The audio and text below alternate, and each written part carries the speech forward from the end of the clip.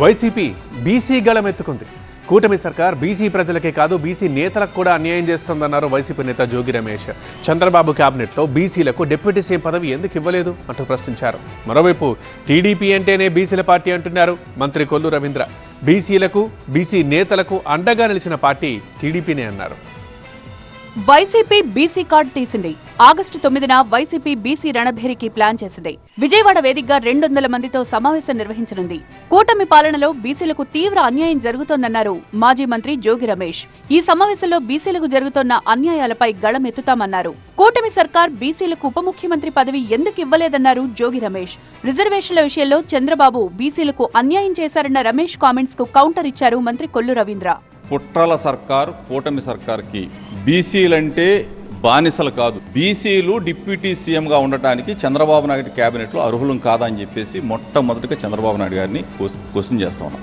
బలహీన వర్గాలకి దగా చేసిన వ్యక్తి జగన్మోహన్ రెడ్డి. 34% నుంచి కావాలని వాళ్ళ వ్యక్తులతో కోర్టులు వేయించి 24% దిగజార్చి మనకి ఉన్నటువంటి హక్కును పోగొట్టారు. సంక్షేమ పథకాలను చంద్రబాబు ప్రభుత్వం తుంగలో తొక్కిందని జోగి రమేష్ అంటే అసలు బీసీలకు అన్యాయం చేసిందే వైసీపీ అన్నారు మంత్రి రవీంద్ర.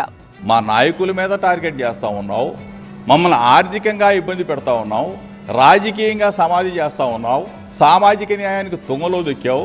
మా వర్గాల ప్రజలకి ఎటువంటి మంచి పథకాలు ఇచ్చే జగనన్న పరిపాలన పోయి నిన్ను గెలిపించినందుకు మా వాళ్ళందరినీ కూడా పథకాలు లేకుండా చేస్తున్న చంద్రబాబు నాయుడికి సర్కారుకి ఈరోజు బుద్ధి చెప్పాలని బీసీ రణబేరి, బీసీలని అందరం కూడా గర్జించబోతా ఉన్నాం.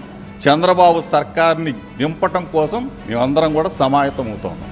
ఈరోజు బీసీలకి కూటమి ప్రభుత్వం వచ్చిన తర్వాత బడ్జెట్లో అత్యధిక నిధులు దగ్గర 55,000 కోట్ల రూపాయల బడ్జెట్లో నిధులు కేటాయింపు చేసి హాస్టల్స్లో, రెసిడెన్షియల్ స్కూల్స్లో, అలాగే రక్షణ చట్టానికి కావాల్సినటువంటి కమిషన్ ఏర్పాటు చేసి చట్టాన్ని కూడా తీసుకొస్తా ఉన్నటువంటి సందర్భం. అలాగే వారిని ఆర్థికంగా ఎలా ముందుకు తీసుకెళ్లాలని ప్రయత్నాలు జరుగుతూ ఉన్నాయి. బీసీలకు ఏ పార్టీ ఏం చేసిందో చర్చకు రావాలంటూ పరస్పరం సవాళ్లు విసురుకున్నారు వైసీపీ, టీడీపీ నేతలు.